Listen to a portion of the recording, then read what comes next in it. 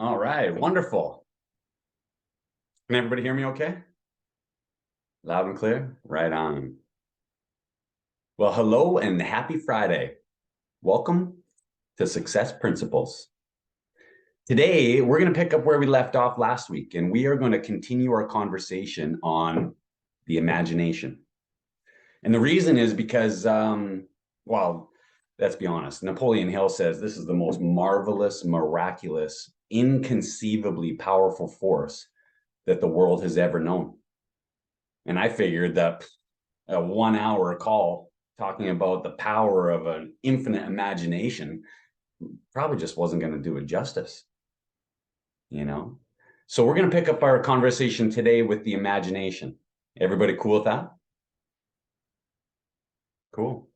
Well, last week we talked a little bit about, I shared with you guys a story called Acres of Diamonds, and the story was about, it was a true story about an African farmer, right? And the reason I shared that is because, I think it was Melissa that pointed out that, sometimes we make the mistake of thinking that happiness, success, wealth, and abundance is some far off distant place. And I'll tell you, the truth is that there are infinite numbers of opportunities all around us. There are probably $1 million ideas that are right under our nose. And with a little bit of refinement, a little bit of an imagination, we can develop something that could be like that farmer, worth acres of diamonds. But I find that in my experience, most people, they struggle with the imagination part. Now, not everybody, some people have great imaginations. Some people, there are, dreamers to the ninth degree, but maybe they lack a little bit in follow through or consistency or discipline, right? That wasn't necessarily my problem. I had discipline and consistency in spades, but what I lacked was the imagination. I found that when I first started coaching, the thought of earning like more than $5,000 a month just never even occurred to me. When my mentor asked me, well, would you like to be earning 10 grand a month? I said, man, if you help me earn 10 grand a month, I'll dance naked in the streets. That's how much of a foreign idea that was to me. Yeah, Brett. I know I still have to make good on that one. But the truth is that it wasn't until my mentor and my mastermind began to open up my mind and my imagination to what's really possible out there, to what I might be capable of achieving. Those kinds of ideas just never even occurred to me, never even entered my mind. I never even thought about anything like group coaching or anything like automated products or services, which I'm in the process of doing now, but again, came at the suggestion of somebody in my mastermind group. And I think that that's the power of your environment. The kinds of ideas that you're exposed to will help open up your mind and your imagination, get you dreaming bigger, thinking bigger. Most people, when they set a goal, if they set a goal, they set a goal that reflects their current ability or their current situation.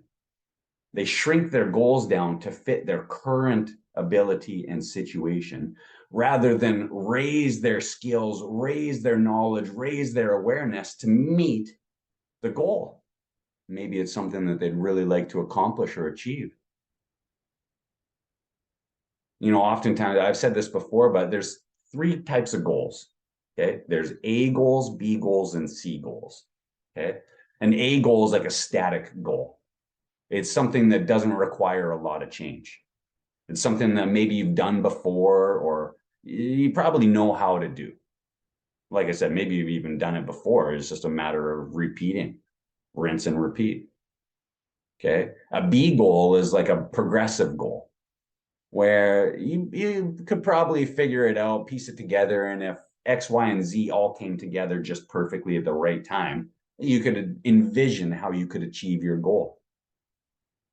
And then there's C goals, and C goals are like worthy goals. These are the types of goals that when you set that goal, you have no idea on how to achieve it. Those are the kinds of goals that have a tendency to transform your life.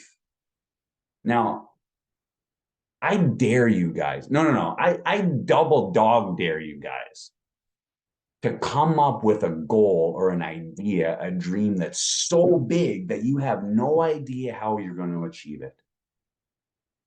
Come up with an idea that's so big that it will not only transform your life, but transform the life of your family and those around you. That, in my opinion, is a worthy goal. That, in my opinion, is a goal worth sacrificing for. Remember, I said there's no such thing as something for nothing. And when most people set a goal, they'd like it delivered on a silver platter. It'd be nice, but I don't know if I'm really willing to sacrifice for that. Are you kidding me? Now, when you set a goal like that, yeah, Tamara. What was the C goal called? We had static, progressive, And a and worthy goal. worthy. Worthy. Yeah. And the reason I say it's worthy is because those are the types of goals that are, I've heard a quote once and I found this very powerful. It said, don't ask if you're worthy enough to achieve your goal. That's the wrong question. Ask if your goal is worthy enough of you and your life. Don't ask if you're worthy enough to achieve your goal. That's the wrong question. Ask if your goal is worthy enough for you to trade your life for it. Because the truth is, it's going to require you to sacrifice and make a trade. Part of that's going to be a part of your life. Now, when you set a goal like that, the very next question to come to mind should be, well, who's the man or a woman that's capable of accomplishing that goal? Who's the man or a woman that's capable of achieving that? And the reason is because I've said this before too, but the purpose of a goal is not meant to get. The purpose of a goal is to help us grow, right? Now, I honestly believe that who you become in the pursuit of a goal is much more valuable than the goal itself. Now, here's the thing. I've heard that for years, and I never really believed it. That's the truth. I thought, well, yeah, it sounds nice, but just give me the damn thing already, will you? Just give me the goal. I just want the money. I want the reward. I want the success. I want the car. I want the house, whatever it might be, the abs, the money. But what I've come to find out, what I've come to discover is that the truth is that who you become in the process of achieving your goals is way more valuable than the goal itself. That's the truth, your character, your discipline, your consistency, your persistence, your faith, your decision-making skills, all of these things that take time and effort to cultivate, those are way more important than the goal. Those are the things that people can't take away from you. You can lose a car, something might happen to, your house, the money.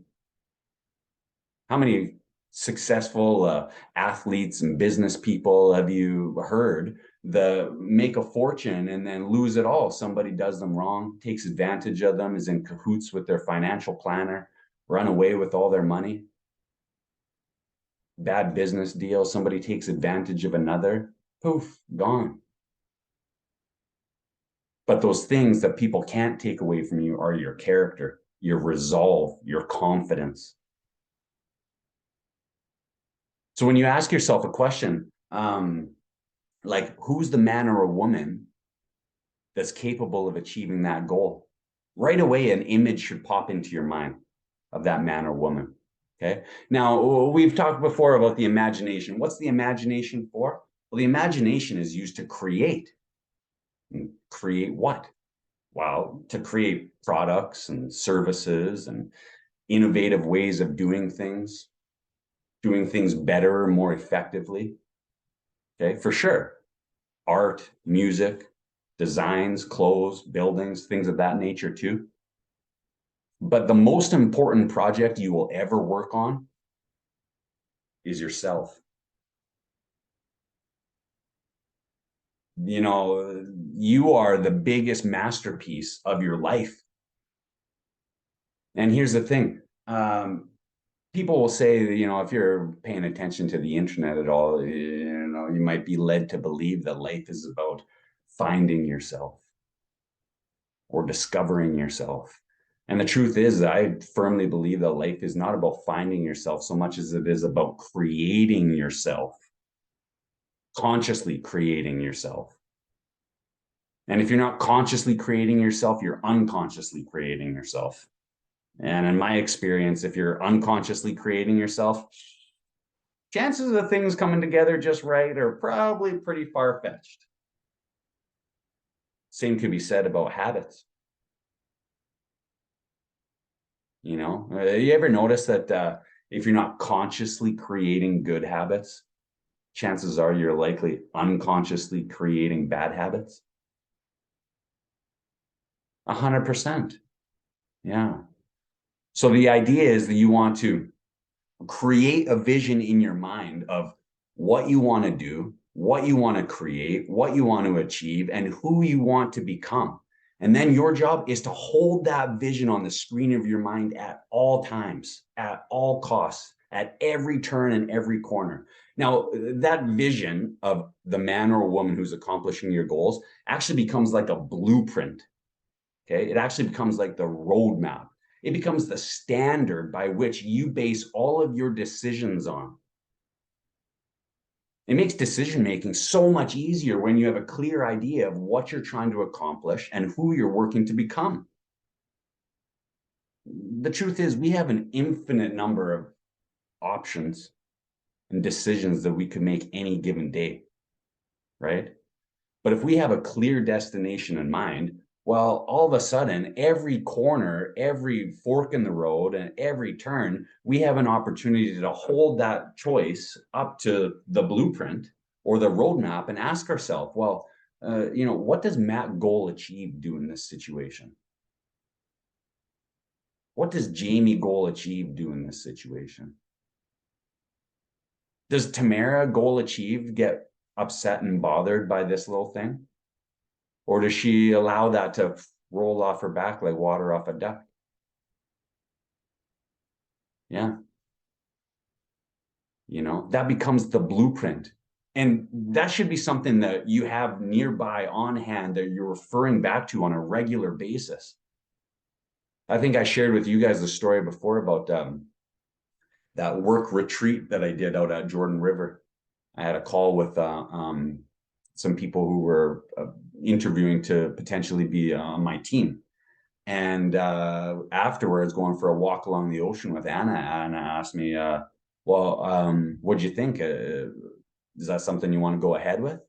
And I thought to myself, well, I don't know if I'm quite ready for that. Like, I don't know if I'm in a position where I'm willing and able to support a team. But I know that Matt Goal Achieved has a team around him. So for me, the answer was already decided. It's not I don't have a choice. I have to do that. And I haven't looked back since, you know.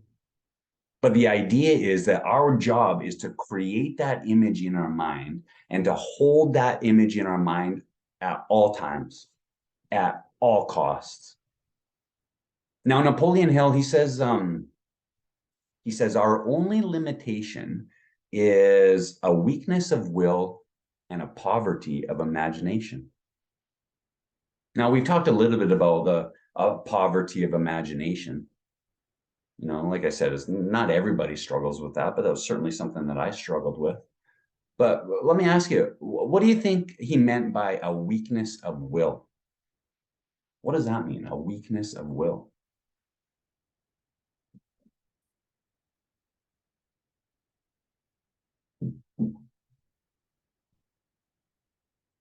What do you think?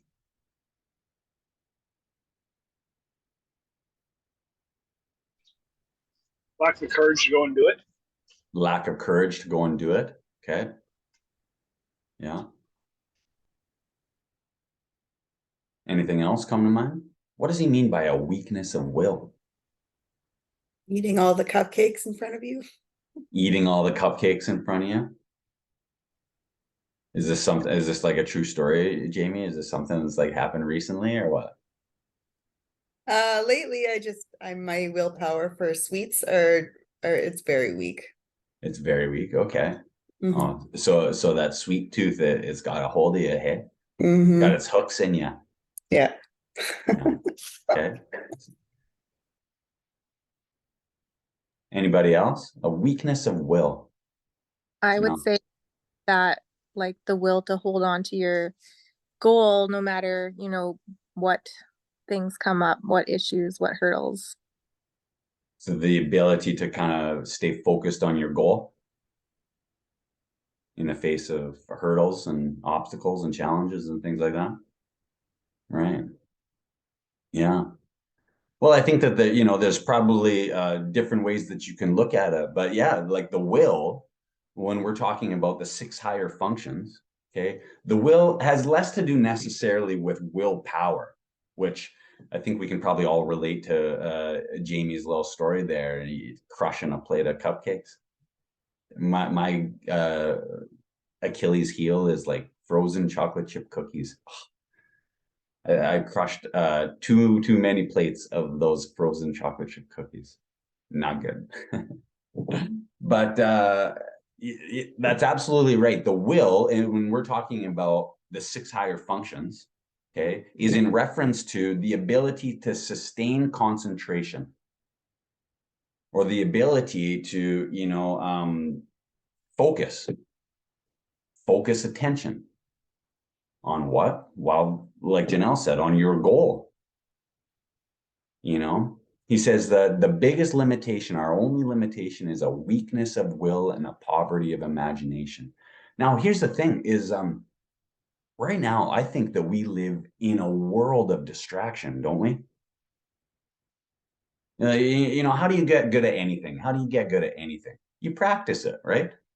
And the more you practice something, the better you at it you get. Would you guys agree with that statement? Yeah. And most people were in the habit of practicing distraction all day long. Now, out of curiosity here, I mean, I'm sure all of us are, fall victim to this from time to time, but what kind of things distract you guys? Yeah, Tamara says your phone. We got a couple phones for sure, 100%. Anything else? The kids. Oh, the kids. I don't know about you guys, but like, I can't even get through a sentence in the evening without being interrupted. It's unreal, isn't it? Yeah, so kids, the phone, social media. Yeah. Anything else? Day job. Day job. Yeah. Co-workers, family, friends, sports, playoffs, porn, the internet, alcohol, drugs, cigarettes. The list is infinite. It's limitless, isn't it? The number of things that could pull our attention away from our goals. And Janelle's right. She mentioned, obstacles and challenges.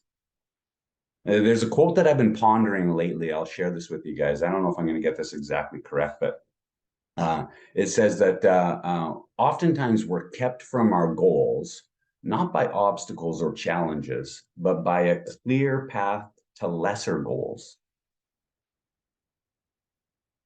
And I think there's some real power in that statement. Our goals are oftentimes a little bit more uphill. And there's an infinite number of distractions and things that are so much easier to lend our attention and our energy to, isn't it? Whether it's social media, whether it's our phones, whether it's the kids, whatever else it might be, you know. But problems, obstacles, and hurdles are part of that too. You know, they'll pull your attention off of your goal pretty quick too, won't they? You know, I honestly, one of the biggest problems that I had, you guys, and still struggle with from time to time, but one of the biggest problems that I had is that I made the mistake of thinking, like, my biggest problem was I thought that I wasn't supposed to have problems. That's the truth. I thought that eventually I'd get to a point in my life where everything was just squared up and I wasn't going to have any more issues. I don't know if anybody else can relate to that, but you know, I've discovered that, you know, as I grow and as I evolve and as I improve, my problems don't go away. My problems just change. They become different problems. They become, in some cases, higher quality problems. You know, I think to like Tony Robbins. You know, Tony Robbins has been in the personal development game for, I don't even know how long. Like, does anybody know? Like 40 years, maybe more? Do I think, you know, how naive? He started when he was 17. Say that, Brett? He started when he was 17. Right. He started when he was 17. He's probably in his 60s now. So it's got to be like 50 years. How naive is that of me to assume that Tony Robbins doesn't experience problems or challenges or obstacles? You know, that would just be plain ignorant of me. But I make that mistake from time to time, thinking that I shouldn't have problems. Now, we know that whatever we give our energy and our attention to grows, right? Thought is energy. And our language and the things that we speak are 10 times more powerful than our thoughts, right? We've talked about this before about, you know, scientifically speaking, they can determine that. And I even, I just shared with you guys that little Dr. Emoto experiment that I did with our kids, right? And it's so crazy, you guys, like, this is fascinating. I didn't include this in the picture, but we had 3 lettuce plants all on our windowsill. Okay. The one on the left was the one that we were speaking directly to in positive, loving language. Okay. And then the other ones we were just leaving alone. But here's the thing, because my kids, they didn't want to speak negatively to it. They're too kind for that. They got too big of hearts. But the one in the middle was just growing at a medium rate. So I don't know if it's like it picking up on some of the, like, you know, when we speak, it kind of like in a cone shape type of thing. But the one that we were talking directly to blew up, way bigger than the other one. The one in the middle wasn't quite as big, but it was way bigger than the one that was way over here that wasn't getting any attention. I thought that was fascinating. Isn't that interesting? Now, why is that important? Well, we know that our thoughts are energy. It's a form of non-physical energy. And when we speak, okay, it amplifies the energy by 10 times. Now, why is this important now? Well, I find that oftentimes I need to be reminded that when I'm talking about a problem, what I'm inadvertently doing is giving life energy to that problem. Whatever we focus on grows. And the more that I talk about a problem, the more that I'm going to continue to perpetuate. Now, the challenge is that that's an easy trap to fall into.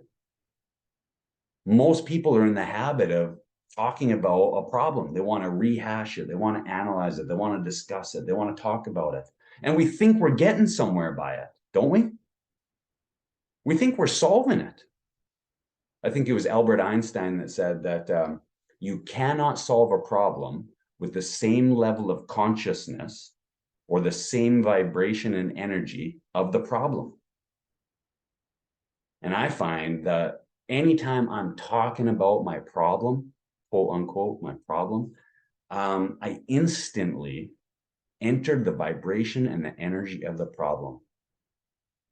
Now, how will you know if you're entering the energy or the vibration of the problem? How do you know? Your feelings around it? Your feelings, 100%. You'll feel it for sure. Will it feel good or will it feel yuck? Yuck, right? 100%. Now, I'm not saying that we shouldn't discuss a problem or analyze it or acknowledge it. You know, that would probably be unwise and maybe even irresponsible. Okay. But I think that the challenge is that anytime we catch ourselves talking about the problem, to try to immediately shift to, okay, well, what's the solution?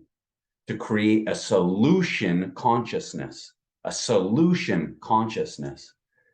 And now this is so common. It's unbelievable, you guys. I just experienced this yesterday. I had a call from somebody on my team, and she went on for like 20 minutes, how frustrated she was and discouraged she was with the analytics, and our numbers are down and not at all what she was projecting and expecting and things like that for 20 minutes. Okay. She even went so far as to point the finger and blame somebody else on our team.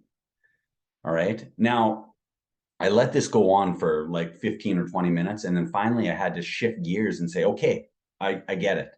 All right. We've identified the problem. We see what the situation is. Now, what's the solution? What's the solution? And I find otherwise, too oftentimes, you just get stuck in this rut of talking about, thinking about, and feeling the problem. And you know what they say about a rut, don't you? That a rut is just like a grave with both ends kicked out. I've experienced that. I'm sure that all of us can experience that from time to time. You know, the trick is to try to catch yourself in that moment and right away shift your focus, shift your energy, shift the conversation to, okay, and what's the solution here? If our thoughts are energy, and the words that we speak are even more powerful than that, you might want to ask yourself, well, where am I investing that energy? What am I focusing on? Am I focusing on what I want to create and achieve? Or am I focusing on what I don't want? Am I investing my time and my energy and my focus on what is? Or am I focusing my energy and attention on what could be? Or maybe even, am I focusing my attention on what was? Things of the past. Now, here's the thing. Last week, I said that as much as we think that we live in a material world, we actually live in a thought universe, right? I mentioned that last week. Does anybody struggle with that concept at all, or everybody got crystal clear? Bingo. Okay.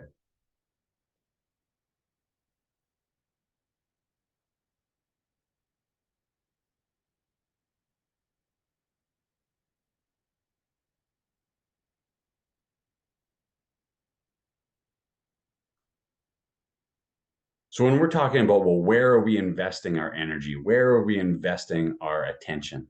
Because whatever we put our attention to grows, right? Well, we all know the stick man here, and we know that our thoughts control our feelings and emotions, and our feelings and emotions determine the actions that we take or don't take in some cases. And it's those actions that we're taking or not taking, which are responsible for the results that we get, right? So our results are actually a reflection of what? Well, they're a reflection of our thoughts, but not just our thoughts, they're a reflection of our past thinking. So the results that we have in life right now, whether it's our health, our wealth, our relationship, our job, our fitness, our bodies, are a reflection of our past thinking. It's a reflection of the past. Okay. It's kind of fascinating when you think about it. You're almost looking back in time.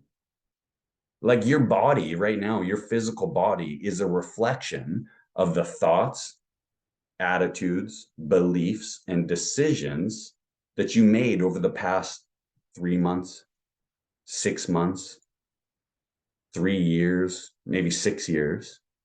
Okay. And what most people do when they're in a situation where they're talking about or making a decision about what they're going to do, they're living through their 5 senses.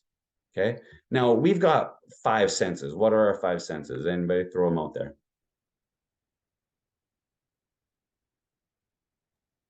See, hear, touch.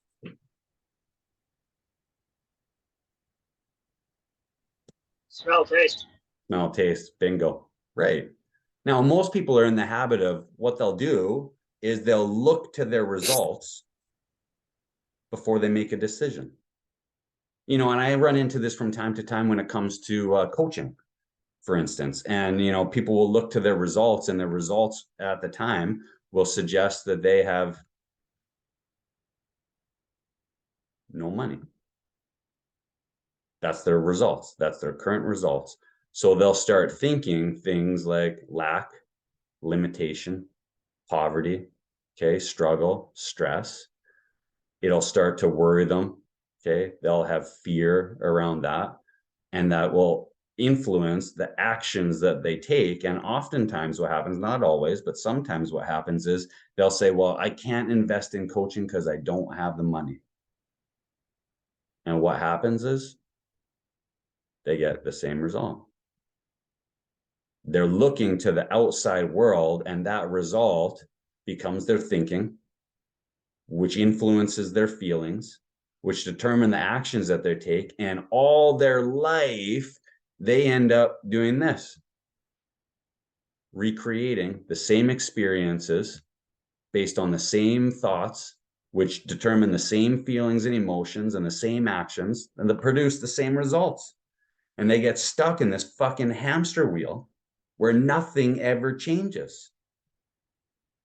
But here's the thing, and this is where our 6 higher faculties come into play. Okay.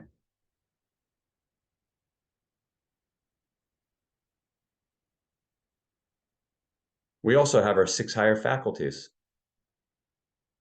Who's the keener wants to shout out our 6 higher faculties? Will, imagination. Forget already. Yeah, right on. You're on the right track. Reason, Yes. Reason, yeah. Emotional, Intuition, intuition. and our memory. So here we've got the imagination that we can use to create an idea or an image in our conscious thinking mind. We can choose it at will, and any thought or idea that we then use our will to repeatedly impress upon the subconscious mind with repetition and emotion, will eventually reveal itself in the outside world.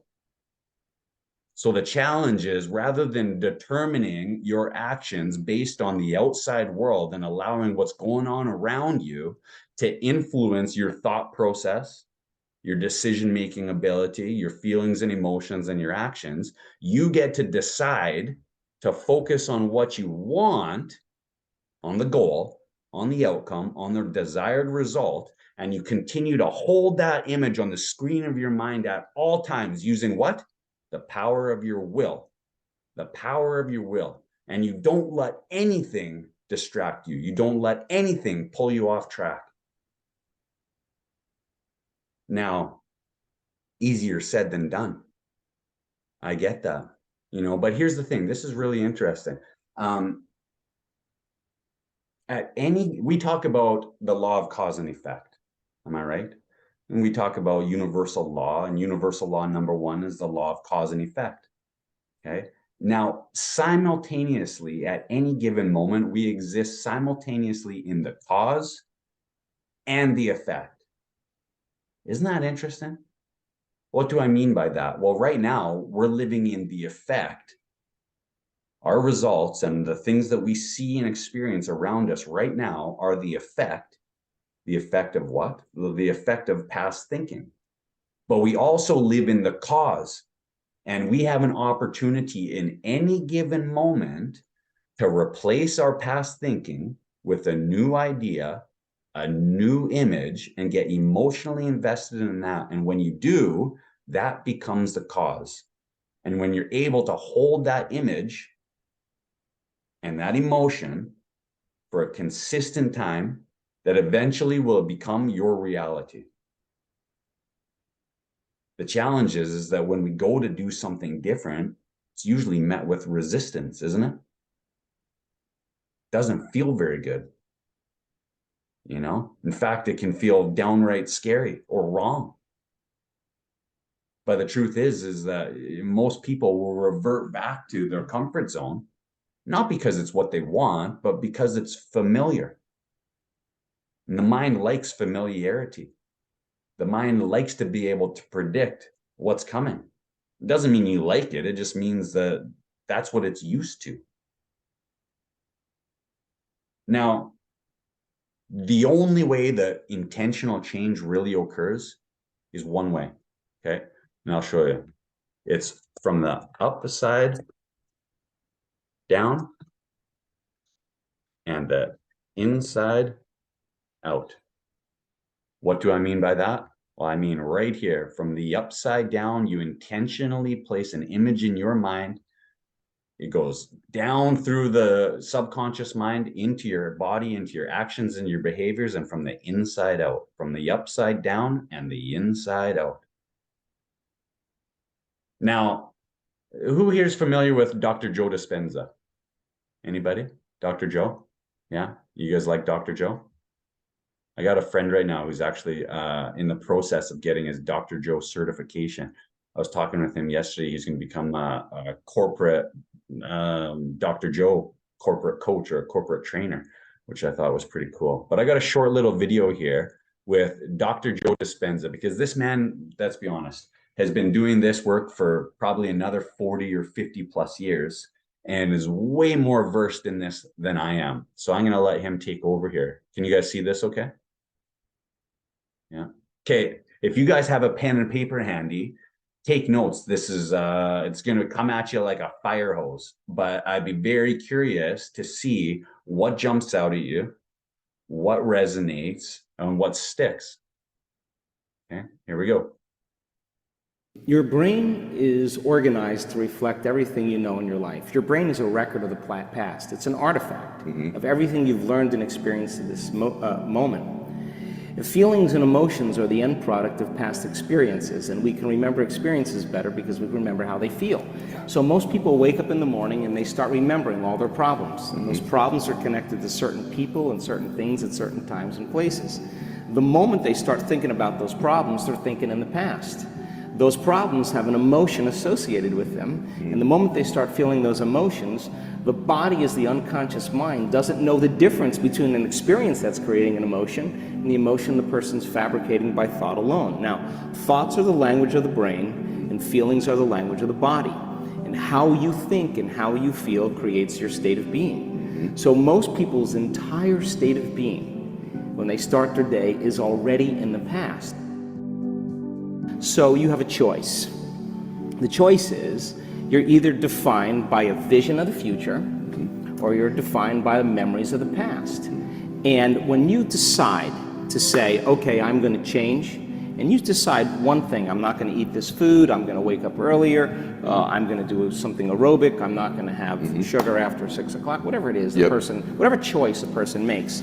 The moment you make a choice to do something differently, and the hardest part about change is not making the same choice as you did the day before, get ready, because it's going to feel uncomfortable. It's going to feel unfamiliar. There's going to be some uncertainty and unpredictability, and that's the moment the game is on. Yes. So then most people, their body has been conditioned emotionally to be the mind.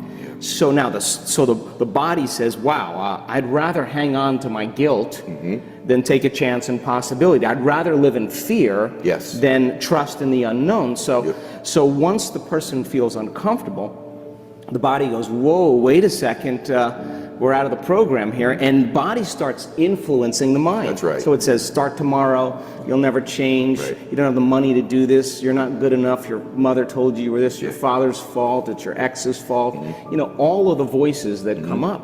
Now here's the deal, if you respond to those voices, those same thoughts as if they're true, by the way, they're always going on behind the scenes of your awareness, but now they're amplified because you're outside your comfort zone.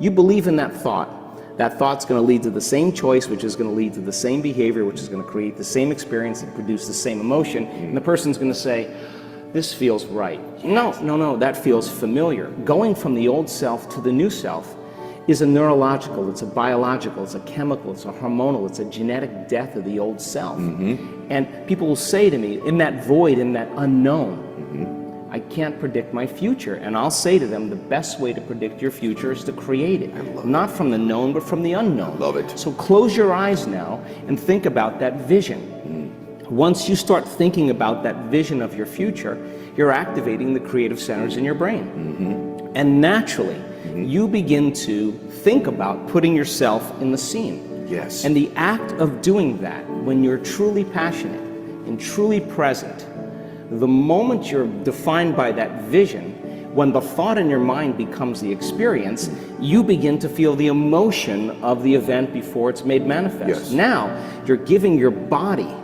a sampling, a taste of love the it. future. And now, if a thought and a feeling create a new state of being, you're combining a clear intention with an elevated emotion, and now you're beginning to change your biology, and you're seeing a whole new landscape that you could never see before, because you're no longer viewing your future through the lens of the past. I love this. Now, this requires then something really specific, because most people will wait for their wealth to feel abundance. They'll That's right. wait for their success to feel empowered. They'll wait for their new relationship to feel loved. They'll get all these things when. Yes. Right. So think about that. The absence of getting those things causes people to live in lack their entire life. That's right. And so they're waiting for something outside of them to change how they feel inside of them. And if they're not creating a new life, then they're not applying the proper principles, then they keep all their manifestations, all their dreams at arm's distance. length. Well, think about this. If you get up feeling gratitude, if you get up feeling empowered, if you get up feeling whole, if you get up feeling unlimited, why would you worry about whether it was going to come or not? You would feel like it already happened.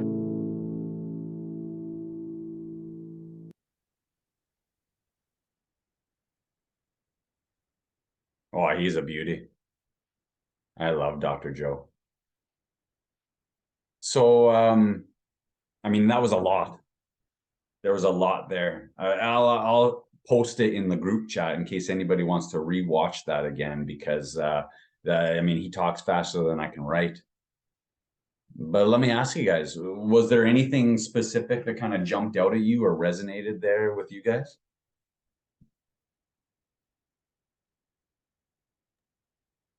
Jamie, let's go Jamie and then Thomas. I just wrote like a little bit of notes, but as soon as you want to change, your paradigm will always chime in, and your initial thought is to believe those thoughts. And if you stay with what feels right or familiar, that you'll never change. So you always have to face the unknown to have that change. Right. Yeah, that paradigm, it'll just draw you back in, won't it?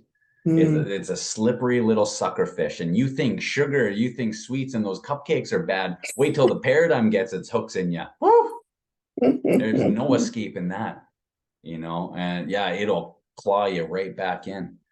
And yeah, it's going to use, your memory. It's going to use your reasoning mind. It's going to use fear to rationalize and justify doing the same old, sticking with what you've been doing, and that kind of thing.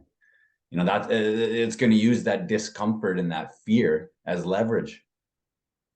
That's why we've said this before, but you got to intentionally be seeking out opportunities that make you feel uncomfortable.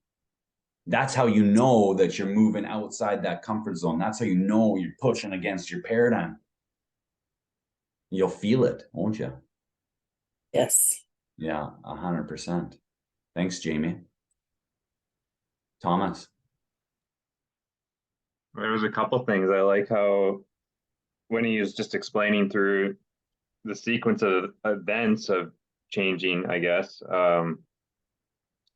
like when you choose to do something different and your body starts to feel uncomfortable, he's like, game on. And so it's kind of, now it begins kind of thing, the fight with your body and mind, and you got to get through that. Like, don't listen. And I liked how he said, like, moving on is a genetic death of the old self. So it's like totally changing your chemistry of who you are. Right. So what do you like about the game on part? Why was that significant to you? Why was that important? Just it's because it's such like an important moment when you get that feeling, I guess. And kind of related to reading like The Untethered Soul. Okay. They talk about kind of in that moment when you get that feeling, that uncomfortable feeling or whatever, and like how to deal with those feelings, I guess, and to move on from them or to accept them. Okay. Right. You know, I think that's a very powerful little reframe. And it's almost like just a slightly different way of looking at it, isn't it? That's maybe even more empowering. You know, I'm reminded of a quote. Muhammad Ali was once asked, how many sit-ups do you do every day? And he says, I have no idea. I don't know. I only count the ones when they start burning, when they start hurting. I remember I used to train Brian Mikashu from Brain Sport. He owns that store, that running store on Broadway. And he's like a 6-time Saskatchewan marathon champion. Okay. And I asked him about his experiences running marathons. And he says that, oh yeah, he says it's 100%, mental. He says it's physically challenging for sure, but he says that I don't care who you are, every single person who's ever run a marathon eventually hits that wall. He says, and that's when it starts. That's when you really begin. And I thought that was so fascinating. He said that for him, that's about the 21-mile mark. I thought, holy shit. That wouldn't be 21 miles for me.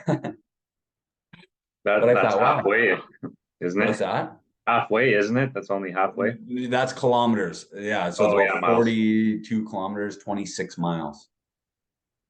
But he says, yeah, when he starts to feel that, he said he welcomes that, he acknowledges that, he expects that feeling of hitting that wall. He says, but that's when the real challenge begins. That's when it's game on, like you said, Thomas. I like that. Yeah. What a great little reframe though, hey? Anything else that really jump out at you guys?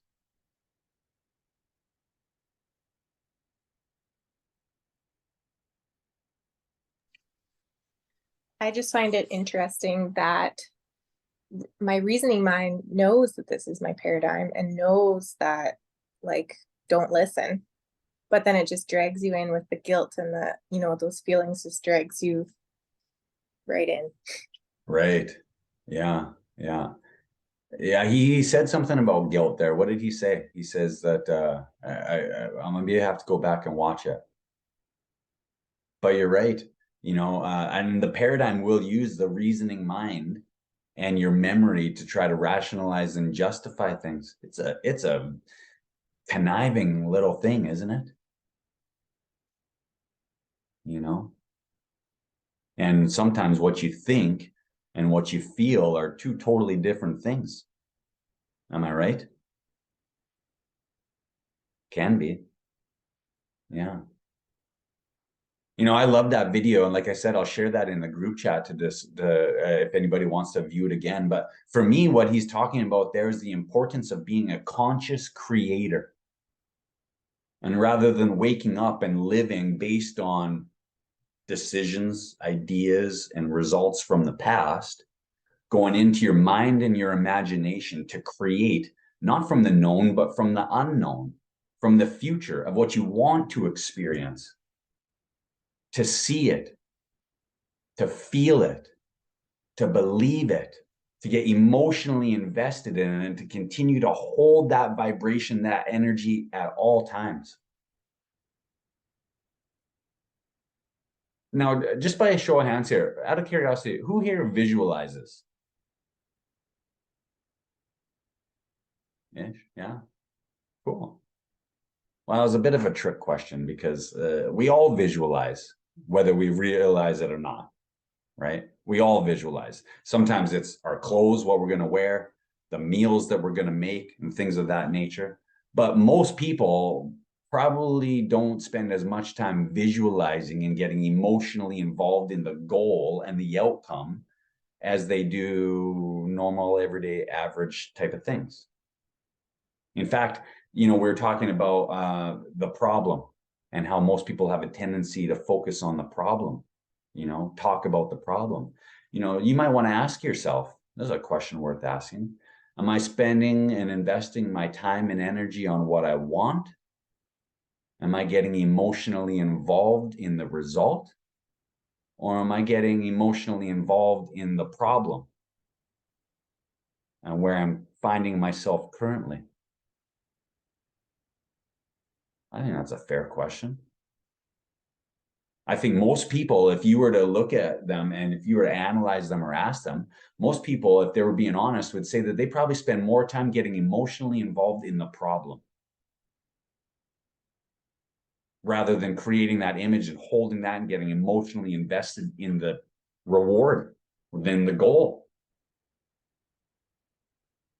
Allowing them to see that and feel that.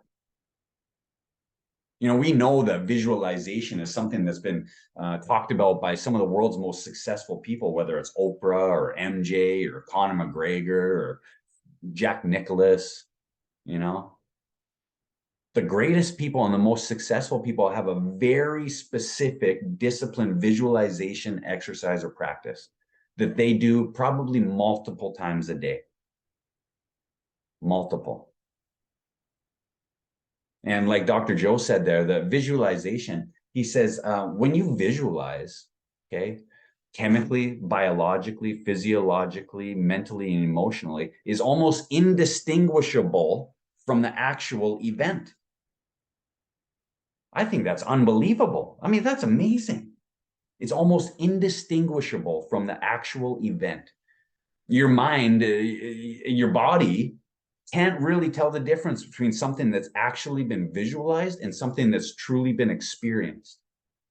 In fact, there's a couple of studies that have been done that I think are just fascinating. One in particular that they took a group of people and they had some people that just visualized exercising, just visualized doing bicep curls. Okay, they didn't even touch a weight, never stepped foot in a gym.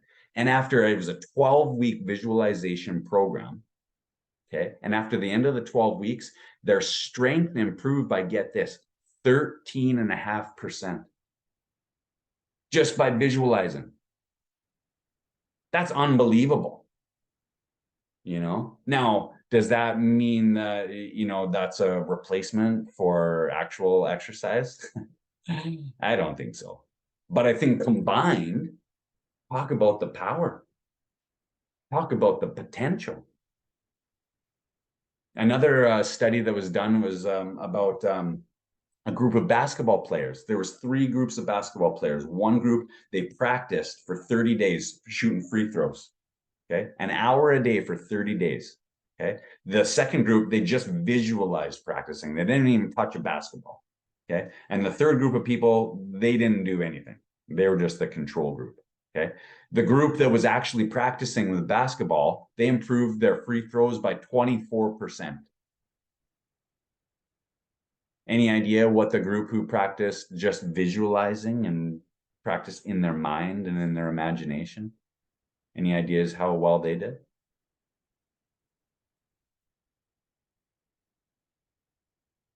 Think they improved? Yeah, yeah. Truth is they improved by 23%. 1% difference between people who actually practice shooting a basketball all day and some people who just visualized shooting a basketball. That's unbelievable.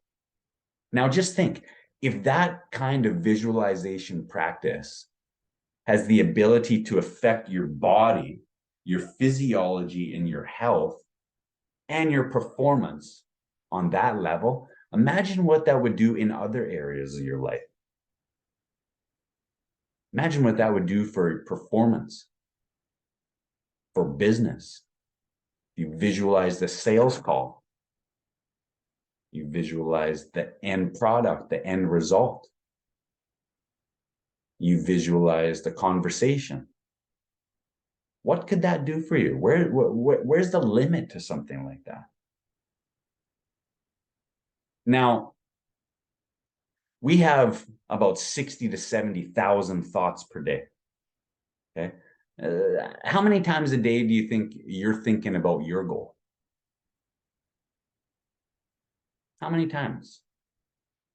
You know, I'll challenge people sometimes to say their affirmations 100 times a day. 100 times. And people think, isn't that a little bit much? I think, wow, I don't know, is it? For you to achieve your biggest like C-type worthy goals, is that a lot to ask? You have 60 to 70,000 thoughts per day. If you thought about your goal 100 times, that's still way less than 1%. That's way less than 1% of the thoughts that you have in any given day. What about visualization?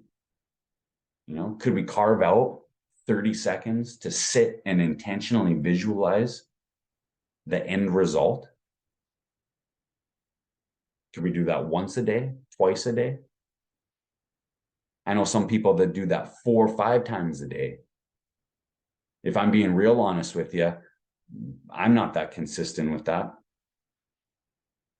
Could I improve there? 100%. Could each of us improve there? Probably. Yeah. Is it fair to say that if we improved our visualization practice and spent more time experiencing the activity in our mind of achieving our goal and allowing ourselves to actually feel it, that it might improve our results in life? I thought that was really fascinating when he said, when you begin to feel it, he says, what you're actually doing is you're installing the neurological hardware. You're going to some place psychologically where you've never been physically before.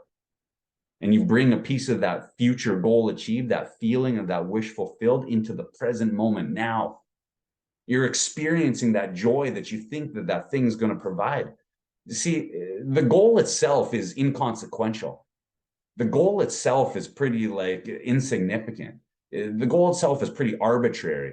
It's how we think the goal is going to make us feel. That's what we're really searching for. Isn't it? Yeah, it's how we think we're going to feel once we achieve that. That's the real reward. And if we can go there in our mind and in our imagination and bring a small little bit of that back into the present moment, that's goal achieved, not in some distant future, but now. So I had a conversation with a friend the other day and was asking me about my visualization practice, my visualization exercise. And you should have seen me. Froze. Why? Well, because I probably haven't been as consistent as I know I could be or should be. Maybe you guys are on the ball. Maybe you guys are way ahead of me. Maybe you guys are way more disciplined and way more diligent. But I imagine that's something that with a little bit of conscious effort, we could improve upon, even just adding one more little micro visualization throughout the day. You know, and how can we do that? Well, I mean, I've included and sent you guys multiple goal cards, haven't I? If anybody doesn't have a goal card, let me know and I'll send you some more. Okay, if you've used them up or if you lost them or need them. Okay. But these little goal cards are great because I have these laying all around the house. I've got them in some pockets. I've got them on my computer. I got them on my desk. And anytime I touch them, anytime I see it, it jogs to mind, brings to mind my goal. We become what we think about, don't we? You know, if it makes sense to have little sticky notes on your mirror, beside your bed, in your car, shit, at work, anywhere that just reminds you, just gets your attention, grabs your attention, tells you, hey, what's my goal? Where am I going? What do I want? Bring our attention and our awareness back to what it is that we're trying to create and trying to experience. Set notifications on your phone. Set reminders. Have little appointments with yourself. 30 seconds. It's not a lot to ask, is it? I find that oftentimes the things that are easy to do are also the things that are easy not to do. And without those constant reminders, I find things like my affirmations, things like my visualizations, all the little things that don't take very long are sometimes like the first things to go.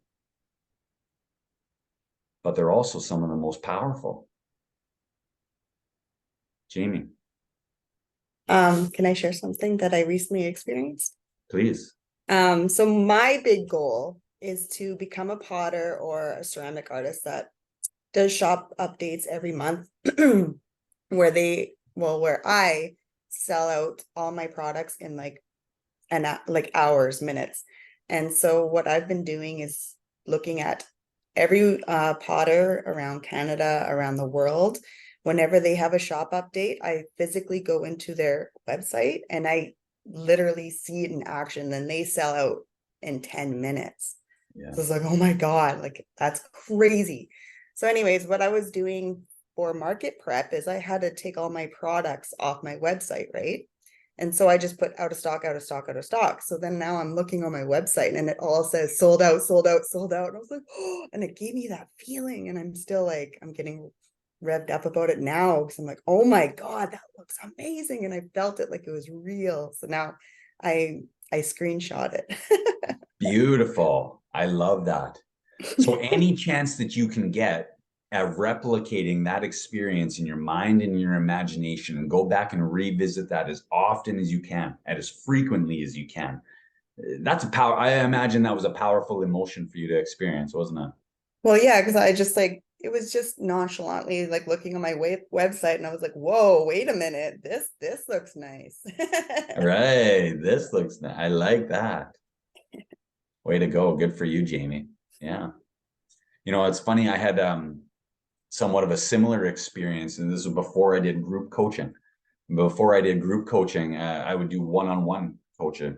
And I used to sit here and I'd visualize having a screen full of people. And I would visualize it in such detail that I remember one day in particular when I went to go log into my computer to meet a client, and one face popped up on the screen, and it was like a shock.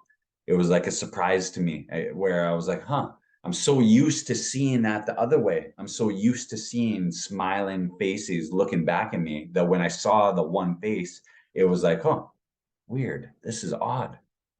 You know, kind of what you're saying there, Jamie, you know, you're experiencing that on a different level. Very cool. Any other comments? Any other questions?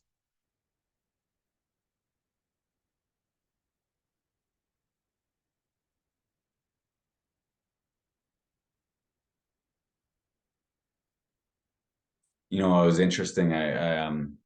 We've talked before about like, what should a person visualize? And, you know, the ideal is to visualize the goal achieved.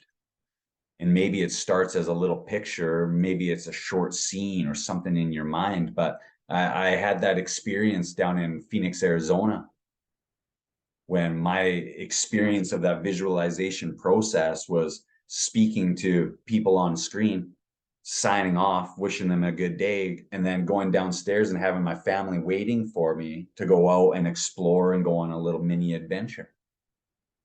And that was exactly what happened. It was like, you know, like came to fruition, goal manifested. It was unreal, you know, and the more that we can go there in our mind and our imagination, we're literally and physically creating the neurological hardware to experience that. The mind is a fascinating thing. I love it.